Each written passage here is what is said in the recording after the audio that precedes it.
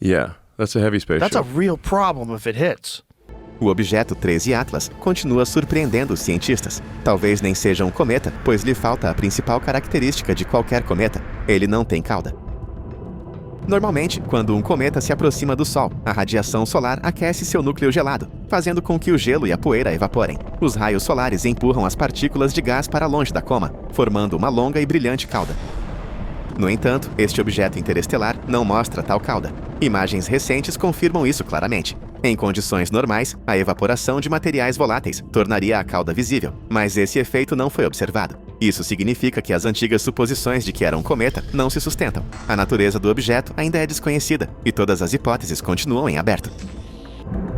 That's a heavy spaceship. That's a real problem.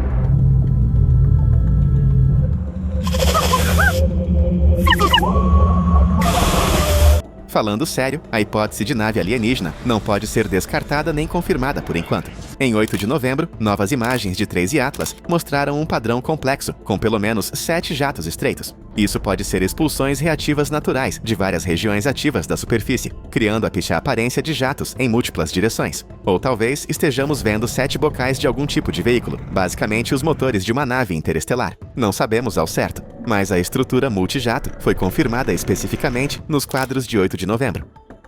Também vale notar outras peculiaridades desse objeto. Depois de passar atrás do Sol, ele ficou mais brilhante e mais azulado. Além disso, 13 Atlas apresenta aceleração não gravitacional, o que significa que algo além da gravidade parece estar agindo sobre ele. O físico teórico Avi Loeb sugeriu várias explicações possíveis. O objeto pode conter pouquíssimos compostos voláteis, ou sua composição pode incluir materiais mais resistentes ao calor. É provável que seja muito forte e denso. Ele também destacou que os cientistas devem manter a mente aberta a todas as possíveis interpretações e explicações desse misterioso corpo espacial. Elon Musk, em um podcast recente com Joe Rogan, disse que se tivesse alguma prova de vida extraterrestre, a teria mostrado imediatamente a Joe, o que implica que atualmente não tem nenhuma. No entanto, achou curioso que o 13 Atlas pareça conter muito pouco ferro, mas uma quantidade incomumente alta de níquel. It'll be a very sort of heavy spaceship if you make it all out of nickel. And fucking huge. The size of Manhattan and all nickel? That's kind of nuts. Yeah, that's a heavy spaceship. That's a... Claro, Musk falou de forma hipotética, acrescentando que se um objeto assim colidisse com a Terra, provavelmente destruiria um continente inteiro. Talvez algo ainda pior.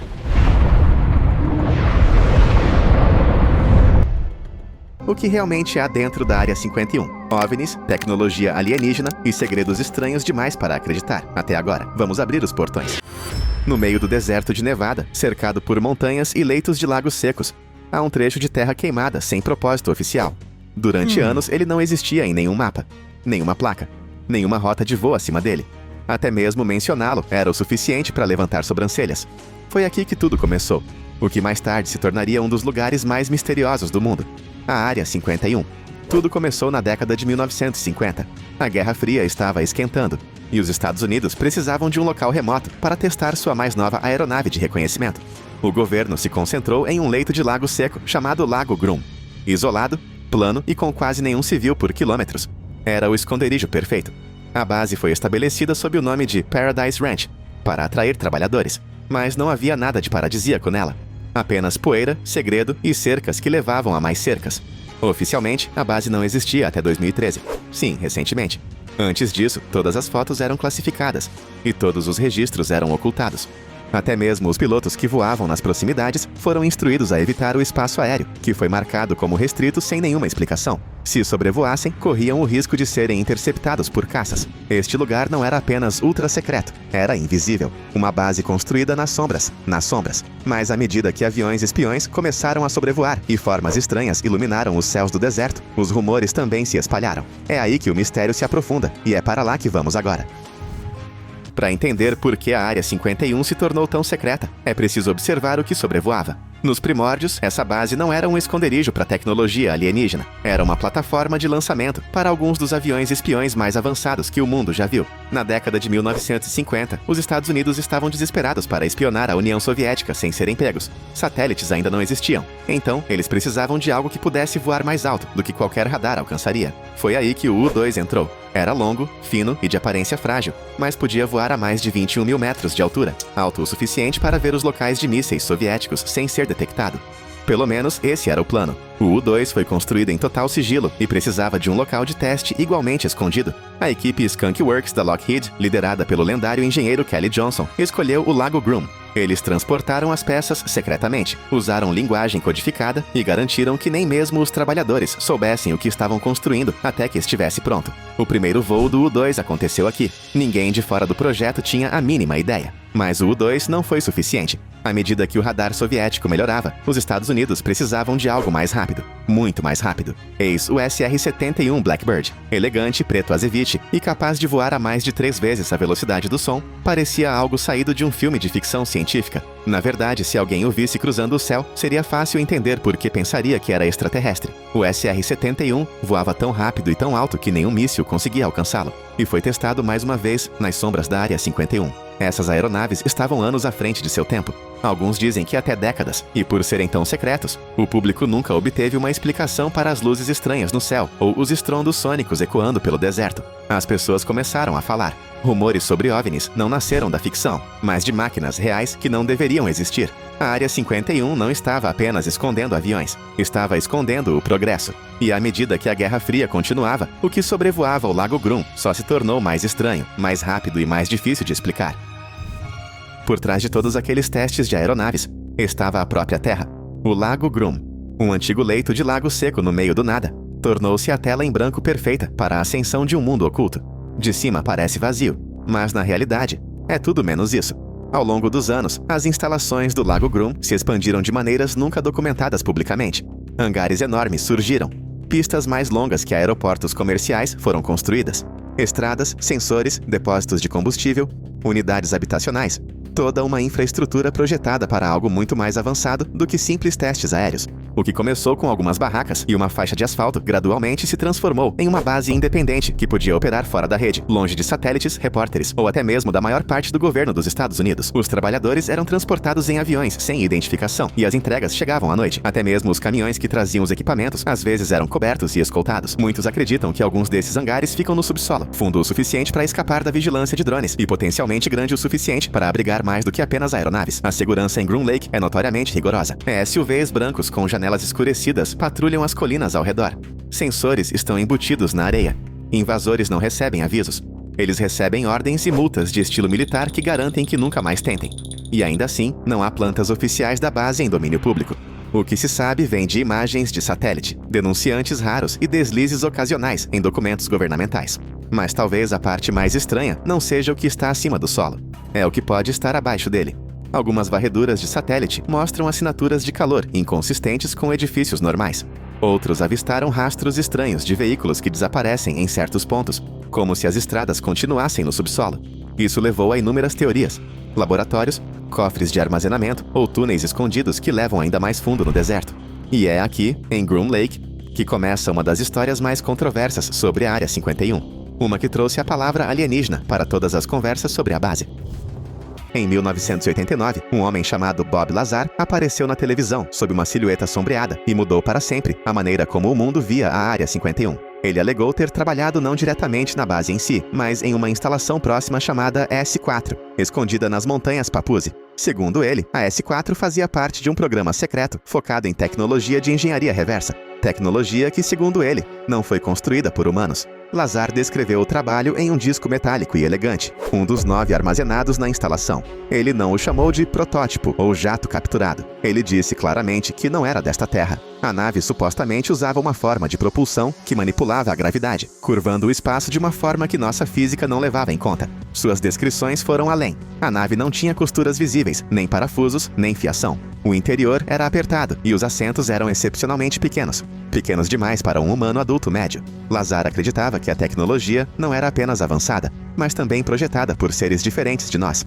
Ele nunca afirmou ter encontrado esses seres, mas insinuou que outros no projeto poderiam ter sido informados sobre sua origem. A implicação era clara. Tratava-se de tecnologia alienígena, possivelmente recuperada de um acidente anterior. Os céticos foram rápidos em apontar falhas em sua história. Registros escolares desaparecidos, histórico profissional não verificável, mas também havia estranhas consistências. Ele descreveu corretamente certos detalhes sobre voos de aeronaves não identificadas sobre o Lago Groom, antes que fossem publicamente reconhecidos. Seu conhecimento do layout da base, rotas de acesso e horários de voos era estranhamente preciso. Até mesmo alguns ex-funcionários admitiram mais tarde que partes de sua história se alinhavam com protocolos reais usados durante trabalhos altamente confidenciais. A maioria dos cientistas tradicionais permanece cautelosa. Não há provas concretas de naves alienígenas, nem fotos, nem documentos oficiais, mas as alegações de Lazar permaneceram na consciência pública por décadas, em parte porque ele não parecia buscar fama, e em parte porque partes de sua história pareciam plausíveis o suficiente. E se o que ele disse for, mesmo que parcialmente, verdade, sugere que a Área 51 não se trata apenas de aeronaves secretas, pode ser o centro de algo muito maior. A próxima pergunta surge naturalmente. Se o governo realmente recuperou uma nave não construída na Terra, de onde ela veio? Alguns acreditam que a resposta está em um dos incidentes mais controversos da história dos OVNIs. Vamos voltar a 1947. Vamos falar de Roswell.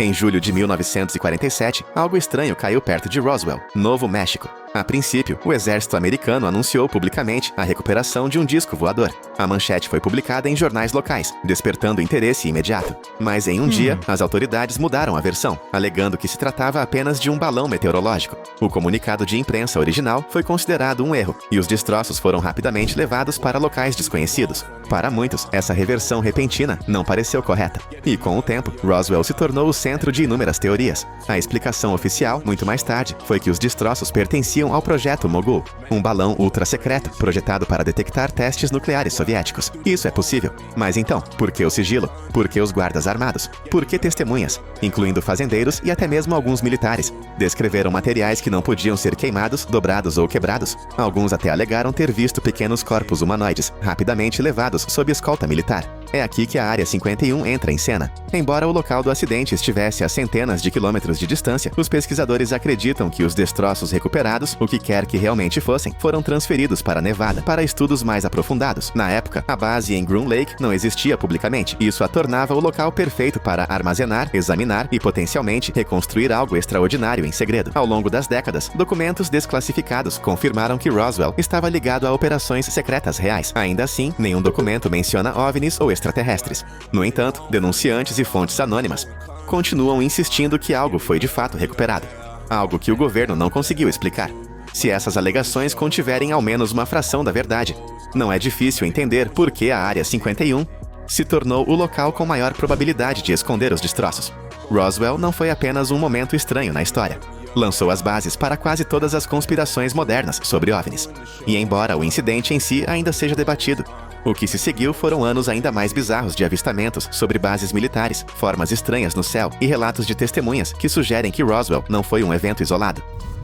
Desde a década de 1950, relatos de objetos em forma de disco voando acima e ao redor da Área 51 têm sido surpreendentemente consistentes. Moradores locais, pilotos particulares e até mesmo empreiteiros da base descreveram naves brilhantes disparando silenciosamente pelo céu, movendo-se de maneiras que nenhuma aeronave convencional conseguiria. Curvas fechadas sem desacelerar, pairando completamente imóveis e então desaparecendo sem som. Esses não eram apenas rumores passados ao redor de fogueiras. Alguns desses avistamentos vieram de observadores treinados e equipe técnica. Um técnico de radar aposentado afirmou que seus instrumentos captaram retornos, movendo-se mais rápido do que qualquer avião conhecido, sem transponders e sem rastros de calor. Outro empreiteiro trabalhando perto do Lago Groom disse a jornalistas que, em algumas noites, era possível ver discos decolando verticalmente, mudando de direção no ar com arrasto aerodinâmico zero. É claro que esses relatos são difíceis de verificar, mas quando você ouve os mesmos tipos de histórias ao longo de décadas, de pessoas sem parentesco e sem nada a ganhar, isso começa a levantar questões. Algumas explicações apontam para testes de voos secretos. Isso é muito provável. Mas há detalhes em alguns avistamentos que não correspondem exatamente a nada feito pelo homem. Nenhum escapamento, nenhuma propulsão visível, nenhuma asa. Alguns ex-membros, falando anonimamente, foram mais longe. Eles afirmam que pelo menos um desses discos não foi construído pelo ser humano ou por qualquer outro país na Terra. Eles falam de tecnologia recuperada, parcialmente funcional, sendo testada em voos em setores remotos da base. Até mesmo o relato de Bob Lazar menciona voos de teste regulares de uma nave gravitacional de dentro de um hangar camuflado na encosta da montanha. Sejam esses objetos protótipos de armas futuras ou algo mais, o segredo que os cerca é o que alimenta o mistério. Por que não dizer simplesmente que são drones? Porque o silêncio, os lockdowns e as ameaças a qualquer um que seja flagrado filmando. Se essas naves são reais e estão em testes ativos, então alguém, em algum lugar, está pilotando máquinas que o mundo nem começou a entender. E se não são, por que estão sendo vistos repetidamente sobre um lugar que oficialmente não permite que tais avistamentos existam? Se você for a um determinado terminal no Aeroporto Internacional Harry Reid, em Las Vegas, encontrará um prédio branco simples, sem logotipos nem placas. Do lado de fora, há vários pequenos jatos de passageiros pintados de branco, com uma única faixa vermelha. Eles não têm nenhuma identificação, nenhum nome de companhia aérea e nenhum horário disponível ao público. Mesmo assim, decolam e pousam pontualmente, todas as manhãs e noites de segunda a sexta. Esses são os voos Janet, e sua única função é transportar funcionários de e para lugares como a Área 51. O nome Janet não aparece em nenhum diretório oficial de companhias aéreas. É um indicativo de chamada, usado em transmissões de rádio. Alguns especulam que significa Just Another Non-Existent Terminal, apenas mais um terminal inexistente, embora ninguém tenha confirmado. Os aviões são operados sob contrato com a Força Aérea dos UA, e seus destinos exatos são ocultados dos rastreadores de voo no momento em que saem de Las Vegas. Os trabalhadores embarcam com crachás de segurança, e assim que as portas se fecham, essa é a última coisa que alguém vê até os aviões desaparecerem em espaço aéreo restrito. Os passageiros são provavelmente engenheiros, analistas de inteligência, gerentes de projeto, pessoas envolvidas em trabalhos secretos de defesa. Uma vez no ar, eles seguem em direção ao Lago Groom e outras áreas de testes confidenciais. É a única companhia aérea nos Ebatatiwa onde o embarque exige autorização do governo e onde os destinos são ocultados sob codinomes. O sigilo não é apenas para proteção, é sobre separação. Espera-se que funcionários que trabalham em projetos de alto nível deixem tudo para trás ao embarcar. Nada de celulares, itens pessoais ou perguntas. Esse grau de controle e isolamento raramente é visto fora das operações de inteligência. Os voos da Janet nunca foram oficialmente reconhecidos em detalhes pelo Departamento de Defesa, mas sua existência é óbvia, fotografada diariamente por observadores da aviação civil. O mistério não reside em saber se são reais, mas sim no que transportam. Seja lá o que esteja acontecendo na Área 51 e em locais próximos, é considerado importante o suficiente para operar uma companhia aérea privada com mais segurança do que alguns aeroportos internacionais. E isso levanta possibilidades ainda mais estranhas sobre o que está acontecendo por trás dessas cercas. A Área 51 sempre esteve ligada a aeronaves avançadas, mas algumas das alegações relacionadas à base vão muito além de jatos e sistemas de radar. Ao longo dos anos, os rumores sobre programas mais experimentais se intensificaram, aqueles que se estendem a áreas como manipulação atmosférica e controle psicológico. O conceito de modificação do clima não é ficção científica. De fato, durante a Guerra do Vietnã, os militares americanos usaram a semeadura de nuvens na Operação Popeye para estender a temporada de monções, e isso foi real. Portanto, não é um salto considerar que tais ideias possam ter evoluído nas décadas seguintes. Alguns pesquisadores acreditam que bases remotas como a Área 51 seriam ambientes ideais para testar sistemas de energia direcionada ou experimentos relacionados ao clima, longe do escrutínio público e sob total controle ambiental. Há também alegações persistentes, especialmente de ex-militares, de que certas seções da base estavam envolvidas na pesquisa de como campos eletromagnéticos poderiam influenciar o cérebro humano. Embora muito disso pareça ficção científica, documentos desclassificados de programas anteriores, como o MKUltra, revelam que o governo já havia testado tais conceitos antes. Portanto, mesmo que esses experimentos não tenham começado na Área 51, não é absurdo considerar que possam ter continuado lá, longe dos registros públicos. Relatos de alguns ex-funcionários mencionam prédios inteiros, cujo acesso era restrito até mesmo a pessoas com alta permissão. Lá dentro, de acordo com algumas fontes anônimas, havia câmaras estranhas, salas de isolamento eletromagnético e conjuntos experimentais projetados para interromper sinais eletrônicos, ou possivelmente até padrões de ondas cerebrais. Novamente, nada disso está confirmado, mas a consistência dessas histórias ao longo de várias décadas e testemunhas é suficiente para causar espanto. O que é convincente não são apenas as teorias em si, mas o quão fortemente elas são envoltas em segredo. Se não há nada de incomum acontecendo, por que esconder os dados de forma tão agressiva? Por que permitir que mitos públicos cresçam sem controle? Talvez seja intencional. Talvez alimentar especulações desenfreadas seja mais seguro do que revelar a verdade. Porque, embora histórias sobre alienígenas ocupem as manchetes, pode ser a tecnologia feita pelo homem que é mais perigosa e mais real. Embora a Área 51 receba a maior parte da atenção, não é o único local misterioso escondido no deserto de Nevada. Na verdade, pode nem ser o mais secreto. A cerca de 110 quilômetros a noroeste do Lago Groom fica outra zona militar de alta segurança conhecida como Campo de Testes de Tonopah. Alguns a chamam de Área 52. É usada para testar drones, armas avançadas e sistemas confidenciais, mas ao contrário da Área 51, raramente é mencionada na mídia ou em registros públicos. Alguns pesquisadores acreditam que os projetos realmente sensíveis podem ter se transferido para cá com o tempo, à medida que a atenção à Área 51 se tornou mais alargada. Tonopah é cercada por um espaço aéreo ainda mais restrito do que o Lago Groom, e imagens de satélite mostram uma rede crescente de hangares, pistas de pouso e estruturas subterrâneas. Toda a área é fortemente protegida, e a entrada é quase impossível sem autorização militar.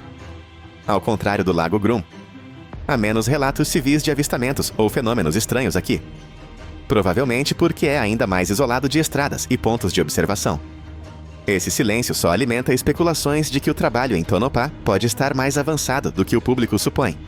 Depois, há o campo de provas de Dugway, em Utah, descrito por alguns especialistas como o primo químico da Área 51. É onde os militares testam agentes biológicos, sistemas avançados de detecção e possivelmente até tecnologias de contenção. Ao contrário de Groom Lake, Dugway confirmou ligações com programas de defesa química e biológica. Isso adiciona outra camada de mistério. Se a Área 51 é para sistemas de voo e Dugway é para testes biológicos, quantas outras bases existem por aí? Cada uma escondendo um ramo diferente da ciência secreta. O vasto campo de testes e treinamento de Nevada, que inclui a Área 51 e Tonopah, abrange mais de 2.900.000 hectares. Isso é maior do que alguns estados do Zelmera. Nem toda a área é usada para testes aéreos. Há rumores de que algumas seções são dedicadas a instalações subterrâneas, redes de sensores e tecnologia de vigilância de última geração. E a verdade é que ninguém de fora desses programas sabe realmente a profundidade de tudo isso, literal ou figurativamente. Durante décadas, a versão oficial foi de que a Área 51 não existia. Esse silêncio ajudou a manter as operações invisíveis, mas também tornou a responsabilização quase impossível. Na década de 1990, isso mudou quando um grupo de ex-funcionários entrou com uma ação judicial contra o governo dos Etericeiro-Saiuá. A alegação deles que haviam sido expostos a materiais perigosos enquanto trabalhavam na base, e que o governo se recusava a reconhecer suas doenças ou mesmo confirmar seu emprego. Eles não eram teóricos da conspiração desvairados. Eram técnicos motoristas de caminhão e empreiteiros que alegaram ter manuseado barris de substâncias desconhecidas, operado perto de fossas em chamas cheias de resíduos estranhos e sofrido problemas de saúde inexplicáveis anos depois. Mas, como o governo se recusou a admitir oficialmente a existência da Área 51, os trabalhadores não conseguiram sequer comprovar onde haviam sido empregados. Seus casos médicos ficaram no limbo. Em 1995, o governo Clinton assinou uma ordem executiva isentando o local de operação da Força Aérea, perto do Lago Groom, em Nevada, das leis de divulgação ambiental. Essa formulação, sem jamais mencionar a Área 51, foi o primeiro indício público de que a base era real. O motivo da isenção? Segurança nacional. Mas os críticos argumentaram que era apenas uma forma de evitar decisões judiciais que forçariam as autoridades a admitir o despejo de materiais tóxicos. Jornalistas e grupos de fiscalização tentaram investigar, mas quase todos os pedidos foram bloqueados pelas regras de sigilo. Mesmo hoje, muito do que aconteceu durante aquele período permanece em segredo. Os trabalhadores que se manifestaram nunca receberam indenização. Alguns faleceram enquanto ainda lutavam por reconhecimento. Suas histórias raramente chegam às manchetes, mas oferecem uma visão rara e realista das consequências do sigilo extremo. É fácil focar em OVNIs e tecnologia alienígena, mas às vezes a história mais preocupante é a humana. Quando o sigilo se aprofunda tanto que nem mesmo os trabalhadores conseguem falar sobre o que foram expostos, surgem sérias questões. Não apenas sobre o que está sendo escondido, mas sobre quem está sendo protegido. Porque se esses casos são apenas a ponta do iceberg, o que mais está enterrado sob décadas de silêncio sigiloso? Décadas após sua existência ter sido reconhecida extraoficialmente, a Área 51 permanece envolta em segredo. Em um mundo de vazamentos e satélites, este pedaço de deserto ainda esconde algo. Algo que, mesmo agora, o público não tem permissão para entender. A questão mudou de o que há dentro para por que não sabemos. Claro, já vimos aviões espiões e ouvimos falar de tecnologia da Guerra Fria, mas esses são programas antigos, seguros para serem revelados. O que nunca é discutido são os projetos atuais, aqueles que exigem a expansão de hangares, estruturas subterrâneas mais profundas e um espaço aéreo tão restrito que nem mesmo os satélites captam detalhes com clareza. A construção continua, mas ninguém explica o porquê. Alguns acreditam que o que está escondido não são apenas aeronaves avançadas, são sistemas de propulsão que quebram a física atual, fontes de energia décadas à frente de qualquer coisa comercial, ou talvez algo recuperado e ainda em estudo. Outros acham que se trata de controle, manter descobertas revolucionárias fora do alcance público até a hora certa, ou talvez para sempre. O que torna a Área 51 tão única é o sucesso com que ela se esconde à vista de todos. O governo não nega mais, mas ainda se recusa a falar. Cada divulgação é cuidadosamente limitada. Cada rumor é deixado sem confirmação. O mistério não é acidental, é intencional. E esse pode ser o maior segredo de todos. Não o que eles estão escondendo, mas o fato de terem convencido o mundo a parar de esperar respostas reais. Os astronautas viram coisas que não conseguiam explicar. Em junho de 1965, James McDivitt pilotava a nave espacial Gemini 4, orbitando a Terra a mais de 27 mil km por hora. Era uma missão focada em caminhadas espaciais e testes de voos de longa duração. Mas algo mais aconteceu lá em cima. Algo que ele nunca esqueceu. Durante uma das órbitas, McDivitt olhou pela janela e viu algo estranho. Um objeto brilhante, metálico, cilíndrico, flutuando do lado de fora. Tinha algum tipo de braços longos ou antenas saindo. Não eram detritos espaciais. Não era outro satélite. E estava se movendo. Ele chamou seu colega astronauta, Ed White. Mas antes que White pudesse vê-lo, a luz mudou e o objeto desapareceu. Eles estavam sozinhos novamente. Ou pelo menos parecia que sim. McDivitt tirou fotos. A NASA as pegou. Mas quando as imagens foram divulgadas, elas estavam borradas, nada impressionantes. A estranha nave que McDivitt descreveu não estava nelas. Ou talvez estivesse enterrado em algum lugar do filme, alterado, descartado. A explicação da NASA: detritos espaciais, um reflexo, um truque de luz. McDivitt nunca recuou de sua observação. Ele sabia o que viu e sabia que não era normal. Anos depois, ele diria que não se parecia com nada que ele já tivesse visto antes. E ele era um piloto de testes da Força Aérea. Ele passou anos nos céus, treinando seus olhos para reconhecer aeronaves e objetos celestes. Este não era um deles. A NASA seguiu em frente, nunca investigando mais. O público seguiu em frente, distraído por missões maiores, conquistas maiores. Mas a questão permanece. Se astronautas experientes não conseguem explicar o que viram, então quem pode? Alguns avistamentos acontecem num piscar de olhos. Outros se estendem para algo mais, algo que perdura. História Musgrave, um astronauta veterano com 6 voos espaciais em seu currículo, não viu um flash rápido ou um ponto distante. Ele viu algo se movendo, algo vivo, durante uma de suas missões a bordo do ônibus espacial. Musgrave relatou ter visto um objeto longo e branco, semelhante a uma cobra, se contorcendo e ondulando no vácuo do espaço. Não eram detritos, não era um pedaço do ônibus espacial se quebrando. Algo orgânico em seu movimento. Não estava seguindo um caminho previsível como um satélite ou um propulsor de foguete gasto. Parecia estar nadando. Musgrave não era um amador. Ele era um cientista, um cirurgião, um homem treinado para analisar e explicar. Mas ele nunca encontrou uma resposta real. A NASA atribuiu isso a partículas de gelo, talvez um pedaço solto de isolamento. Mas essa explicação nunca se encaixou muito bem. Partículas de gelo não se movem assim. Eles não se enrolam e deslizam. E aqui está a parte assustadora. Ele não foi o único a ver algo assim. Outros astronautas, tanto de programas espaciais americanos quanto russos, falaram sobre objetos estranhos, semelhantes a cobras, aparecendo do lado de fora de suas naves espaciais. O tipo de avistamento que não chega às primeiras páginas. O tipo de coisa que as pessoas descartam porque não deveria existir. Mas se fosse apenas lixo espacial, por que se movia com intenção? Por que se comportava como se estivesse observando? Se outra pessoa tivesse dito isso, poderia ter sido ignorado. Mas este era um homem que passou quase 1.300 horas no espaço. Um homem que sabia a diferença entre lixo flutuante e algo mais. E o avistamento de Musgrave não foi a primeira vez que um astronauta relatou algo incomum se movendo ao lado deles. Anos antes, John Glenn teve um tipo diferente de encontro, um que a NASA se esforçou para explicar.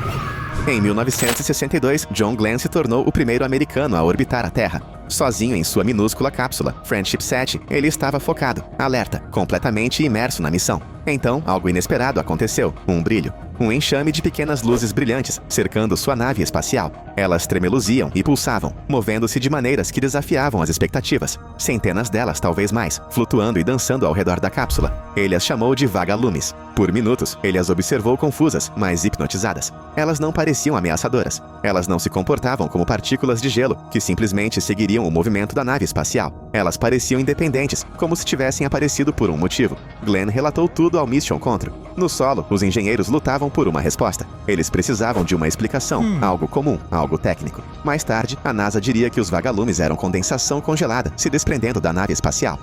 Pequenos cristais de gelo refletindo a luz do sol, perturbados pelos movimentos de Glenn. Uma resposta limpa e organizada, talvez até mesmo verdadeira, mas alguns não estavam convencidos, porque Glenn não foi o único astronauta a vê-los. Ao longo dos anos, outros viajantes espaciais descreveram luzes brilhantes e móveis semelhantes aparecendo do lado de fora de suas naves espaciais. Cada vez, a NASA deu a mesma resposta. Apenas gelo, apenas reflexos, apenas um truque de luz. Mas e se não fosse? E se algo estivesse lá fora, observando? Algo que aparecesse quando quisesse, escolhendo quando ser visto, e conforme as missões espaciais continuavam, relatos como o de Glenn não paravam. Na verdade, um dos avistamentos mais bizarros ocorreu décadas depois, capturado pela câmera durante a missão STS-80 do ônibus espacial, um avistamento que a NASA nunca explicou direito. As missões do ônibus espacial eram rotina na década de 1990. Câmeras capturavam tudo, dentro, fora, ao redor do ônibus espacial. Cada movimento, cada anomalia era registrada. E em 1996, durante a missão STS-80, algo apareceu na câmera que deixou especialistas especialistas e astronautas sem palavras. Durante a missão, os astronautas a bordo do ônibus espacial Columbia estavam filmando a Terra quando objetos estranhos e circulares apareceram. Não eram partículas de poeira ou falhas de câmera. Eles se moviam com propósito, entrando no quadro um por um, diminuindo a velocidade, mudando de direção. Então, em um momento assustador, eles formaram uma formação solta, quase como se estivessem cientes um do outro. A filmagem mostrou um objeto se movendo em direção à atmosfera da Terra, parando de repente e pairando como se estivesse observando algo abaixo. Objetos que se comportam assim não existem em voos espaciais convencionais. Satélites não param no meio da órbita.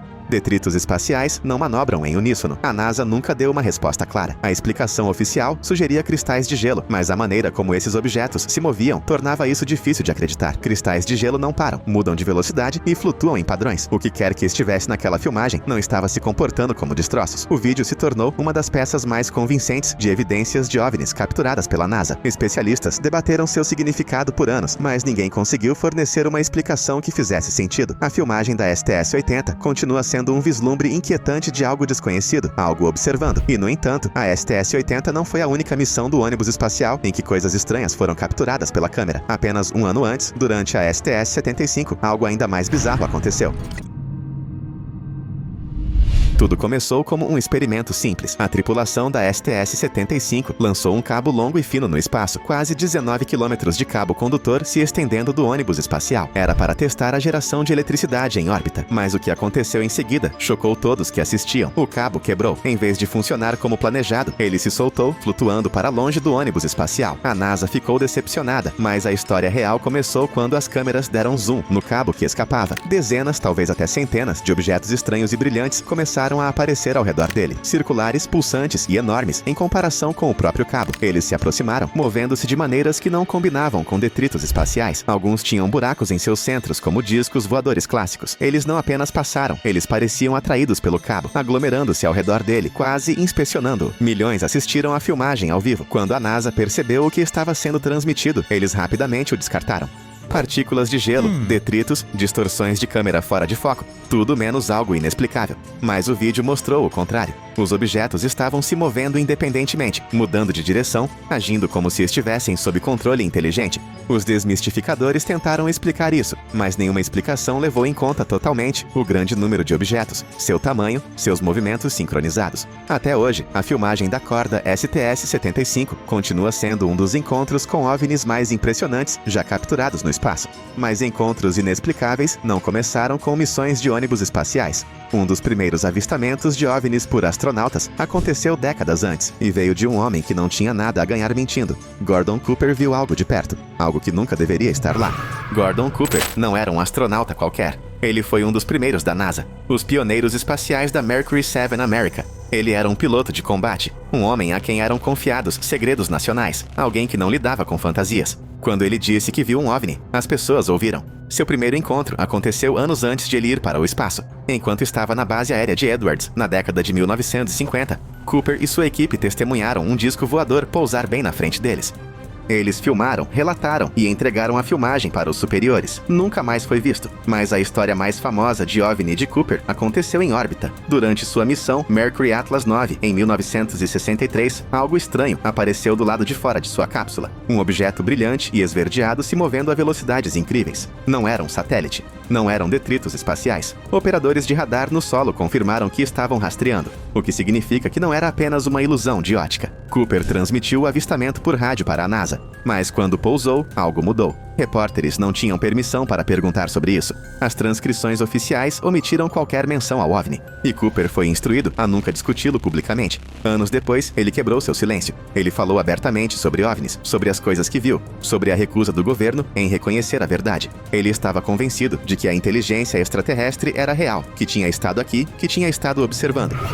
Leroy Chiao não era estranho ao espaço. Como comandante da Expedição 10 a bordo da Estação Espacial Internacional, ele passou meses em órbita, olhando para a escuridão infinita, observando a Terra se mover abaixo. Mas um dia, algo apareceu que desafiava a explicação. Aconteceu durante uma caminhada espacial. Chiao estava fora da ISS, flutuando centenas de quilômetros acima do planeta, realizando manutenção de rotina. Sua atenção estava focada, sua mente travada na tarefa em questão. Então, do nada, algo chamou sua atenção. Uma fileira de luzes brilhantes, uniformemente espaçadas, movendo-se em formação. Não um único objeto, mas vários, viajando juntos contra o pano de fundo da Terra. Eles não estavam seguindo os caminhos usuais dos satélites. Eles não eram detritos espaciais caindo em movimentos imprevisíveis. Essas luzes se moviam com precisão. Tiao ficou atordoado. Ele tentou entender o que estava vendo. Era diferente de tudo que ele já havia encontrado antes. Quando ele relatou o avistamento, explicações vieram rápido. Barcos de pesca na terra, luzes da cidade refletindo na atmosfera. Mas algo não parecia certo. Os objetos que ele viu não estavam abaixo dele. Eles estavam no espaço, movendo-se independentemente. A NASA não investigou mais. Como tantos avistamentos de OVNIs de astronautas, foi deixado de lado, racionalizado, arquivado. Mas Tiao continuou fascinado pelo que havia testemunhado. Ele nunca afirmou que era alienígena, mas também nunca encontrou uma explicação satisfatória. Foi outro lembrete de que mesmo nos ambientes mais controlados e de alta tecnologia, coisas aparecem que não podem ser explicadas. E os astronautas, treinados para serem os observadores mais afiados da história humana, continuam a vê-las.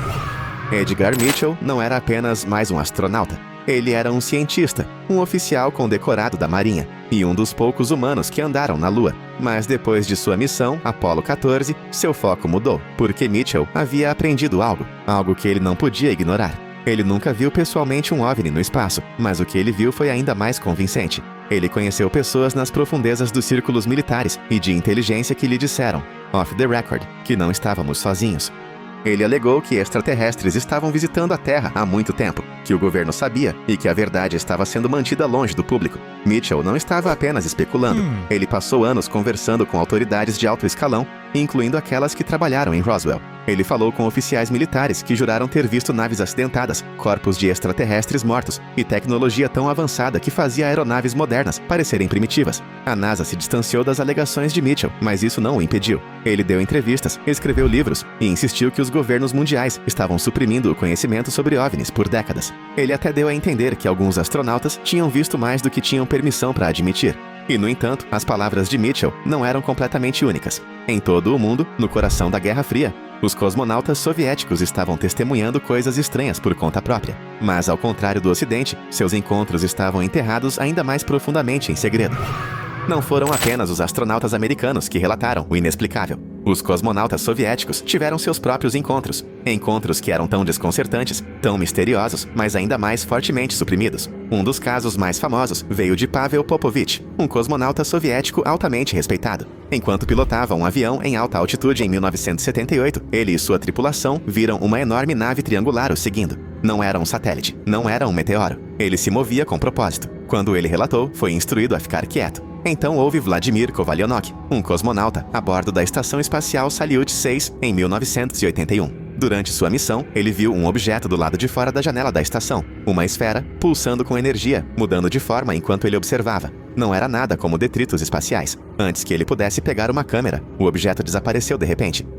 Outros cosmonautas soviéticos insinuaram encontros estranhos, mas foram avisados para nunca falar sobre eles. A KGB tinha um departamento inteiro dedicado a relatos de OVNIs. Mas tudo estava trancado. Ao contrário dos Yammer-Saila, onde os astronautas podiam pelo menos insinuar suas experiências, na União Soviética, falar sobre OVNIs podia arruinar uma carreira, ou pior, por décadas, essas histórias permaneceram enterradas. Foi somente com a queda da União Soviética que alguns relatos começaram a vazar, mostrando que mesmo no espaço, algo estava observando. E se astronautas e cosmonautas, algumas das pessoas mais bem treinadas e sensatas da Terra, não conseguiam explicar o que estavam vendo, quem conseguiria?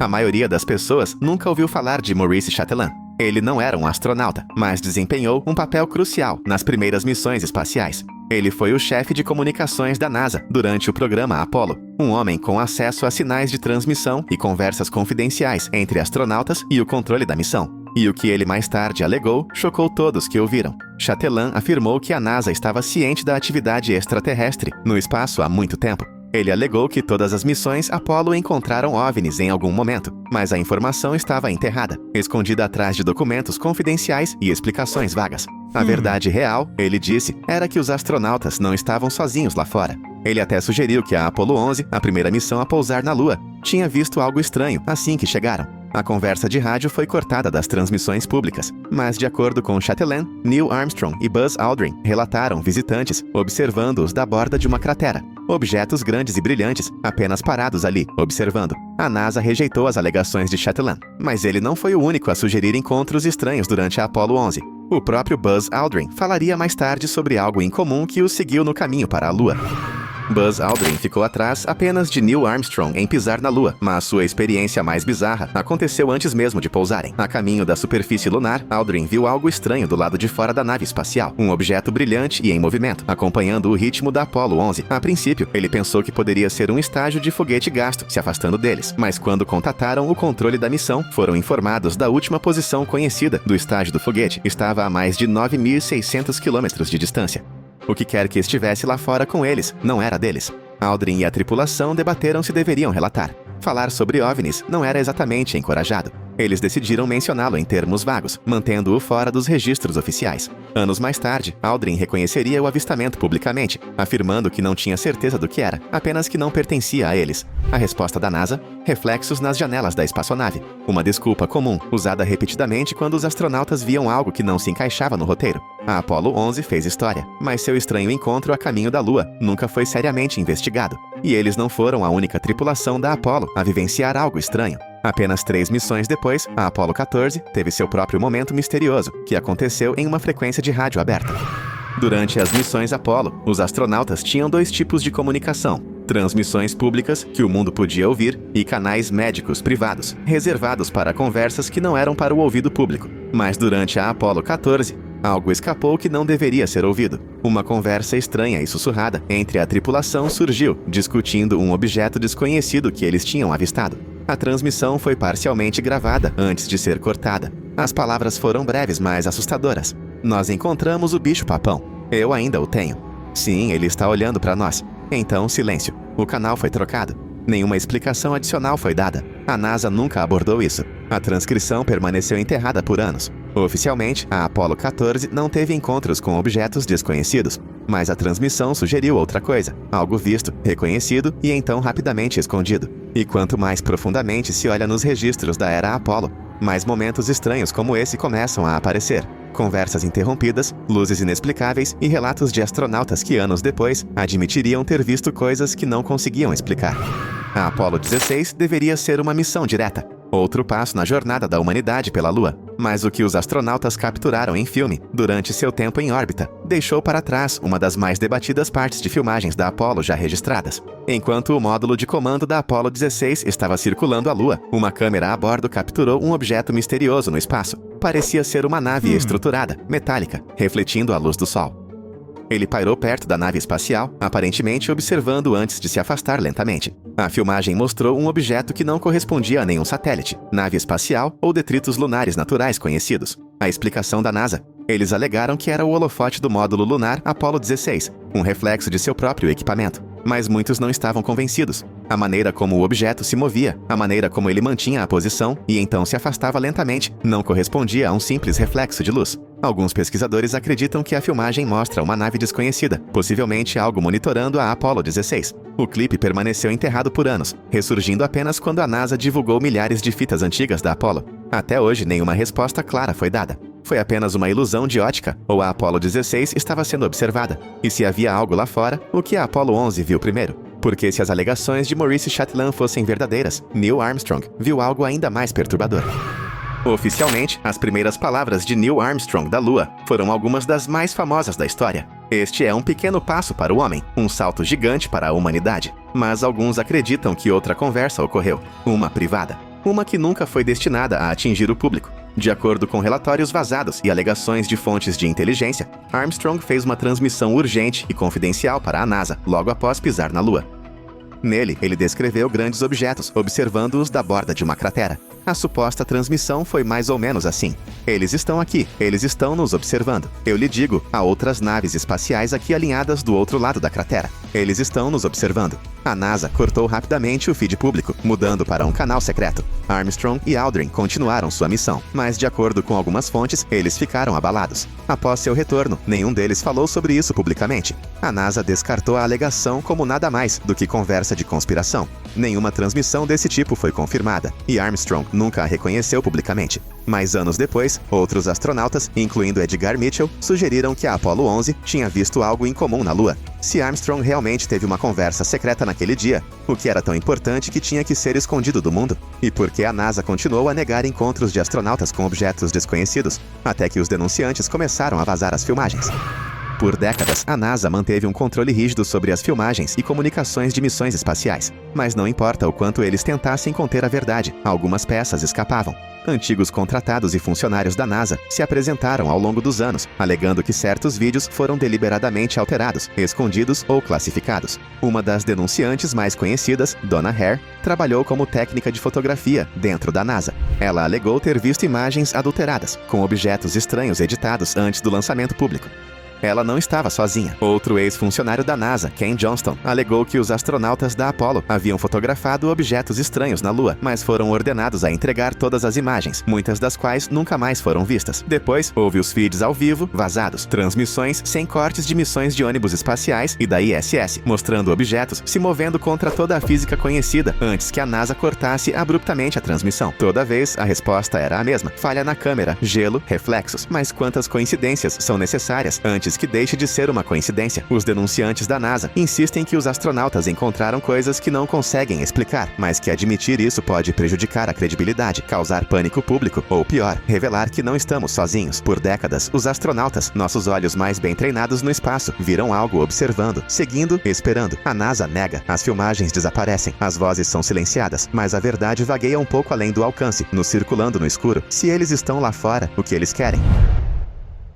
Tudo começou no interior da Inglaterra. Círculos perfeitamente simétricos começaram a aparecer da noite para o dia nos campos de trigo. Nenhum rastro, nenhum sinal de entrada. Apenas padrões gigantescos e impecáveis queimados na plantação. A mídia explodiu com manchetes sobre locais de pouso alienígena, mensagens de outros mundos e até experimentos militares secretos. Algumas formações eram tão massivas e intrincadas que pareciam impossíveis de criar sem drones ou orientação por satélite. As pessoas se convenceram. Livros foram escritos, documentários foram ao ar e convenções de OVNIs tiveram seu novo assunto favorito. Mas aqui está a verdadeira reviravolta. O mistério foi desvendado décadas atrás, e pelas mesmas pessoas que o começaram. Dois britânicos, Doug Bauer e Dave Charley, se apresentaram na década de 1990 e revelaram como haviam feito dezenas de círculos nas plantações usando uma corda, uma tábua de madeira e meio litro de cerveja como inspiração. Só isso. Sem lasers, sem alienígenas, sem envolvimento do governo. Eles até demonstraram sua técnica diante das câmeras, mostrando como dois caras conseguiam criar formas enormes e complexas em apenas uma noite, sem causar danos perceptíveis à área ao redor. Desde então, a criação de círculos em plantações evoluiu para uma forma de arte completa. Alguns são encomendados, outros são desafios entre grupos rivais. Artistas hoje usam GPS, drones e até sistemas de medição de rolos para produzir obras impressionantes no meio de campos de trigo, algumas delas levando menos de algumas horas para serem concluídas. E sim, muitos desses criadores permanecem anônimos, o que mantém o mistério vivo para os curiosos e mantém os fóruns de conspiração online agitados. No meio do deserto mais quente da Califórnia, rochas enormes pareciam se mover sozinhas. Não apenas alguns centímetros, algumas deixaram rastros que se estendiam por centenas de metros pelo leito seco do lago conhecido como Racetrack Playa. Nenhuma pegada, nenhuma marca de roda, apenas pedras de 300 quilos deslizando como fantasmas pela terra rachada. Durante décadas, as pessoas culparam tudo, de campos magnéticos a alienígenas e energia psíquica. Tornou-se um dos mistérios mais estranhos e não resolvidos da natureza. Então, uma equipe de pesquisadores finalmente capturou as pedras em ação. Não por acaso, eles instalaram câmeras de lapso de tempo, rastreadores GPS e esperaram pelas condições ideais. Não eram OVNIs. Era uma rara combinação de gelo de inverno, poças rasas de chuva e ventos fracos. As rochas não deslizaram na terra seca. Em vez disso, finas camadas de gelo se formaram sob elas durante a noite. Quando o sol aqueceu as coisas, o gelo começou a quebrar e as pedras flutuaram suavemente com a brisa, deixando seus rastros assustadores para trás. Isso só acontece a cada poucos anos e somente em condições perfeitas. É por isso que ninguém o viu por tanto tempo. Mas uma vez filmado, o mistério se desfez completamente. Mesmo assim, se você tropeçar naquela praia em um dia quente de verão e vir aquelas longas pegadas na areia, ainda terá a sensação de que a natureza está pregando peças em você. Este tem tudo. Montanhas russas remotas, uma tempestade de neve e 9 excursionistas experientes encontrados mortos em condições estranhas. Sua barraca foi aberta por dentro. Alguns fugiram descalços para o frio congelante. Um deles teve o crânio esmagado, outro não tinha a língua e outros tinham ferimentos internos graves. Durante décadas, as teorias se espalharam. Testes com armas secretas, assassinatos da KGB e até mesmo encontros com extraterrestres. O fato de as autoridades soviéticas manterem o caso em grande parte em segredo só colocou mais lenha na fogueira. Mas investigações mais recentes, incluindo simulações de avalanche e análise de trauma, pintam um quadro muito mais fundamentado. Os excursionistas montaram sua barraca em uma encosta que cortava a camada de neve. Uma avalanche de placas atrasada provavelmente os atingiu enquanto dormiam, forçando-os a escapar para a nevasca com quase nenhuma roupa. Alguns ficaram feridos pelo peso da neve, outros provavelmente morreram tentando retornar no frio brutal. Quanto à língua e aos olhos perdidos, eles não foram cortados. Isso é algo que necrófagos fazem. Pequenos animais e pássaros costumam mirar nos tecidos mais moles depois que um corpo fica exposto por dias. Não havia evidências de violência ou crime. O que realmente aconteceu foi uma combinação rara e mortal de forças naturais: pressão da neve, vento, escuridão, desorientação e frio intenso. Não foi um experimento militar ou uma criatura do folclore. Foi a natureza, indiferente e implacável. Então, em 2001, a chuva no sul da Índia ficou vermelha. Não rosa claro, mas um carmesim profundo, como algo saído de um filme de terror. As pessoas ficaram bem, absolutamente aterrorizadas. Teorias se espalharam como fogo na mata. Esporos alienígenas, precipitação de meteoritos, produtos químicos militares secretos. Algumas pessoas até pensaram que era um presságio bíblico. Cientistas correram para coletar amostras, mas não conseguiram explicar de imediato, o que honestamente só deixou todos ainda mais em pânico.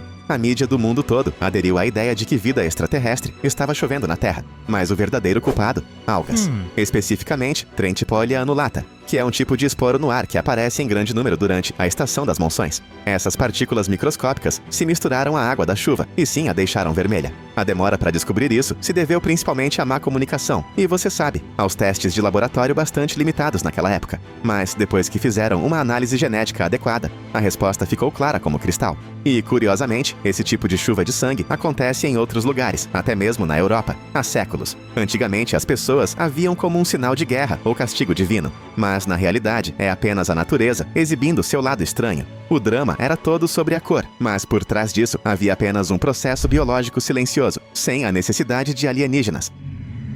Durante séculos, a Ilha Bermeja apareceu em mapas próximos à costa norte da península de Yucatán. Espanha, Grã-Bretanha e até mesmo as primeiras cartas náuticas dos Hisperaneura a marcavam com bastante clareza. Ela estava sempre no mesmo local, desenhada da mesma maneira. Mas quando pesquisadores modernos realmente a procuraram, não havia nada. Nenhuma massa de terra, nenhum recife, nem mesmo um planalto subaquático. Apenas mar aberto. Então, como uma ilha simplesmente desaparece sem deixar vestígios? Bem, acontece que a resposta não é tão dramática. Bermeja provavelmente nunca existiu. Mapas antigos eram frequentemente copiados uns dos outros, com erros e tudo. Uma mancha de tinta mal colocada, uma leitura errada das sombras das ondas, ou talvez até mesmo a história de um marinheiro poderiam colar uma ilha fantasma em um mapa. Algumas pessoas afirmam que Bermeja foi intencionalmente apagada por razões políticas para transferir os direitos de petróleo no Golfo do México, mas depois de várias varreduras de sonar e imagens de satélite, simplesmente não há nada lá. Os cartógrafos do século XVI não tinham GPS. Eles confiavam no que viam ou no que pensavam ter visto. E uma vez que algo aparecia em um mapa, era copiado em dezenas de outros. Bermeja é apenas uma das muitas ilhas fantasmas da história. Ela não afundou. Honestamente, nunca se ergueu. Em 1976, a sonda Viking 1 da NASA tirou uma foto de uma formação rochosa na região de Sidônia, em Marte, que praticamente surpreendeu a todos. Parecia exatamente um rosto humano, olhos, nariz, boca e até mesmo uma testa. Os tabloides foram à loucura. Monumentos marcianos, antigas civilizações alienígenas. Talvez até as ruínas de uma espécie perdida, nos observando do outro lado do sistema solar. Mas, honestamente, a verdade tem muito mais a ver com a iluminação do que com a vida. A foto original foi tirada com uma câmera de baixa resolução, e as sombras do sol poente simplesmente caíram exatamente da maneira certa, para fazer uma mesa rochosa parecer super-humana. Anos depois, quando sondas de alta resolução como a Mars Global Surveyor e a Mars Reconnaissance Orbiter sobrevoaram o mesmo local, tiraram novas fotos e o rosto havia desaparecido. O que pareciam olhos eram, na verdade, apenas depressões, e todo o formato era basicamente uma colina irregular. Nossos cérebros são programados para detectar padrões, especialmente rostos. Isso se chama pareidolia. Vemos rostos em nuvens, tomadas elétricas sorridentes, e sim, até mesmo em rochas marcianas. O rosto em Marte nunca foi prova da existência de alienígenas, apenas prova de que sombras e tempo podem enganar completamente até os olhos mais aguçados. Durante anos, histórias aterrorizantes surgiram em jornais e livros sobre pessoas encontradas queimadas em suas próprias casas, enquanto móveis e objetos próximos permaneciam intocados. Algumas vítimas foram reduzidas quase inteiramente a pó, com os membros intactos. Não havia sinais de luta ou danos causados pelo fogo além do corpo. O termo combustão humana espontânea surgiu, e com ele surgiram inúmeras especulações sobre incêndio interno, acúmulo misterioso de gás e até causas paranormais. Mas a ciência oferece uma explicação muito menos sobrenatural, mas igualmente estranha. É o chamado efeito pavio. Quando alguém está inconsciente ou imóvel perto de uma chama aberta, suas roupas podem se inflamar e a gordura do corpo age como cera de vela. As roupas se tornam o pavio. A queimadura é lenta e concentrada, e é por isso que não se espalha para longe do corpo. Isso explica o alto nível de destruição sem afetar o ambiente ao redor. Testes de laboratório até replicaram o efeito usando tecido e tecido de porco. Muitos casos alegados envolveram álcool, fumo ou lareiras próximas. Não era fogo interno. Era uma combinação sinistra de calor, gordura e tempo. Os resultados são perturbadores, mas não sobrenaturais. Não é um mistério, apenas um fenômeno de fogo raro e mal compreendido, que tem mais a ver com física do que com terror. No final da década de 1960, um serial killer que se autodenominava Zodíaco aterrorizou o norte da Califórnia, provocando o público e a polícia com letras enigmáticas, símbolos estranhos e enigmas que ninguém conseguia decifrar. Uma de suas mensagens mais famosas, a cifra de 340 caracteres, permaneceu sem solução por mais de meio século. Decifradores amadores e profissionais tentaram de tudo: criptografia militar, mudanças de idioma, substituição numérica. Nada funcionou.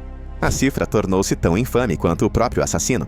Então, no final da década de 1920, um trio de decifradores, um americano, um australiano e um belga, finalmente a decifrou usando software moderno e persistência. A solução revelou uma mensagem perturbadora, mas anticlimática. Não havia pistas sobre sua identidade, apenas provocações sobre gostar de matar e não temer a morte. Não ofereceu um desfecho, mas provou que a cifra poderia ser decifrada e que Zodíaco estava mais interessado em atenção do que em complexidade. A técnica usada envolvia transposição, o rearranjo de letras em padrões diagonais. Não era mística nem insolúvel. Só faltava poder de computação e tempo. O mistério da identidade do Zodíaco permanece, mas um dos seus maiores enigmas não faz mais parte do desconhecido.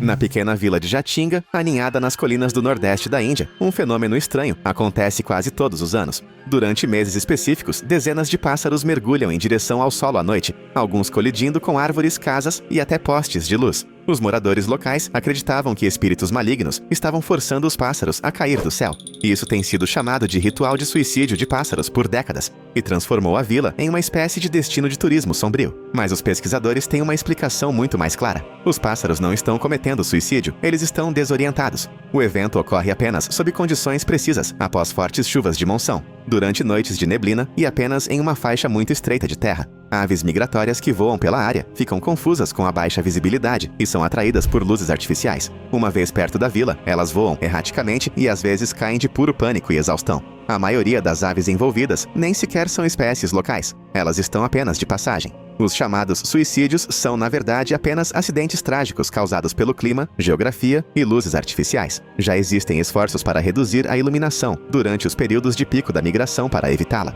Não existe uma maldição escura em Jatinga, apenas uma incompreensão natural sobre voo, neblina e medo. Então, a partir da década de 1990, fazendeiros em Porto Rico começaram a relatar uma criatura aterrorizante que estava sugando o sangue de suas cabras, galinhas e gado. Os corpos foram deixados para trás, intocados, exceto por algumas perfurações, sem sujeira, sem carne faltando. Testemunhas descreveram uma besta reptiliana, com olhos vermelhos brilhantes e espinhos descendo pelas costas. A lenda se espalhou rapidamente pela América Latina e pelo sul dos Estados Unidos, e o nome chupacabra ou chupacabra tornou-se infame. Mas, você sabe, anos depois, quando animais reais foram capturados e examinados, as coisas mudaram. A maioria dos chamados chupacabras eram coiotes, raposas ou guaxinins sarnentos que sofriam de infecções de pele graves e parasitas. A doença os despojava de seus pelos, dando-lhes uma aparência magra, quase alienígena. Combine isso com um comportamento desesperado e errático devido à fome e à doença, e você tem a tempestade perfeita para a criação de mitos. E quanto à sucção de sangue? Bem, testes veterinários em rebanhos revelaram que os animais não foram drenados, apenas pareciam estar devido à hemorragia interna e decomposição natural. O pânico em torno do chupacabra não foi motivado por monstros, mas sim pelo medo doentio da vida selvagem e, honestamente, pelo poder de uma história assustadora que se espalhou mais rápido do que os fatos jamais conseguiriam. Poucos mitos modernos são tão conhecidos quanto o Triângulo das Bermudas, um trecho do oceano delimitado por Miami, Bermudas e Porto Rico. Por décadas, ele foi responsabilizado pelo desaparecimento de navios, aviões e tripulações inteiras, alguns sem nenhum pedido de socorro, sem destroços, nada. Teorias mirabolantes preencheram o vazio com bases alienígenas subaquáticas, distorções temporais, ondas gigantes e até mesmo tecnologia remanescente de Atlântida. Mas quando os dados reais são revisados, as coisas se tornam muito menos misteriosas. Estudos mostram que a taxa de desaparecimentos no Triângulo das Bermudas não é maior do que em qualquer outra parte do oceano com tráfego intenso. A região é propensa a tempestades repentinas, correntes imprevisíveis e possui algumas das fossas subaquáticas mais profundas do Atlântico, o que dificulta a localização de destroços. Alguns dos incidentes mais famosos, como o voo 19, envolveram confusão dos pilotos, falta de combustível e mau tempo. Adicione a isso as anomalias magnéticas na área, que podem interferir nas bússolas, e você tem os ingredientes para acidentes. Mas o verdadeiro motivo do mistério persistir. Livros sensacionalistas da década de 1970 selecionavam casos a dedo e ignoravam explicações mundanas. O Triângulo das Bermudas vende, mas por baixo da superfície é só oceano, matemática e clima. Filmado em 1967, nas florestas do norte da Califórnia, o filme de Patterson e Gimlin continua sendo uma das cenas mais icônicas e controversas já capturadas. Uma criatura grande e peluda caminha casualmente por uma clareira, olhando por cima do ombro antes de desaparecer entre as árvores. Para os crentes, era a prova que esperavam do pé grande capturado pela câmera, com músculos se movendo sob a pelagem, braços longos e um passo que não parecia humano. Mas décadas depois, as rachaduras na lenda começaram a aparecer. Especialistas em figurinos analisaram as filmagens e apontaram os sinais reveladores de um homem de terno. As proporções correspondem a uma pessoa, usando extensões de ombro e membros acolchoados. Um homem chamado Bob Hieronymus chegou a se apresentar alegando ser ele quem estava usando a fantasia, que, segundo ele, era feita de couro de cavalo modificado. Apesar de sua popularidade, o filme nunca resistiu a um exame rigoroso. A câmera original estava trêmula, a filmagem granulada e nenhuma outra evidência, nem ossos, nem DNA, nem avistamentos verificados, jamais foi encontrada. É uma aula magistral sobre como a iluminação, o ângulo da câmera e um pouco de teatro podem transformar uma farsa comum em uma lenda da cultura pop. Então, na pequena cidade de Taos, Novo México, há um zumbido baixo e estrondoso que intriga moradores e cientistas há, honestamente, décadas. Apenas uma pequena porcentagem de pessoas consegue ouvi-lo, e geralmente o descrevem como o som de um motor a diesel distante em marcha lenta, mesmo que, sim, não haja nada por perto. Não vem do seu telefone, nem da geladeira, nem de canos subterrâneos. Parece simplesmente vir do nada. Algumas pessoas até relataram dores de cabeça, insônia e estresse por causa do barulho. Eis as teorias, certo? Bases militares secretas, armas de baixa frequência, transmissões alienígenas. O que você quiser. Mas após várias investigações, incluindo estudos acústicos e análises médicas, ninguém encontrou nenhuma fonte externa consistente. Então, qual é a explicação mais provável? Bem, na verdade é interna. Em muitos casos, o zumbido de Taos é provavelmente uma forma de zumbido de baixa frequência que ocorre quando o cérebro, por algum motivo, amplifica o ruído interno. Outros podem estar reagindo a sons industriais muito baixos para microfones captarem, mas quase inaudíveis para alguns poucos sensíveis. E, estresse e sugestão também podem desempenhar um grande papel. Assim que alguém aponta, seu cérebro começa a procurar o som e, bem, amplifica o que encontra. Não é exatamente uma alucinação em massa, mas também não é um mistério total. É uma combinação rara de fatores ambientais e biologia humana. O zumbido é absolutamente real para quem o ouve, mas não vem de OVNIs ou bunkers subterrâneos. Vem do cérebro humano, basicamente tentando sintonizar uma frequência que nem sempre está lá.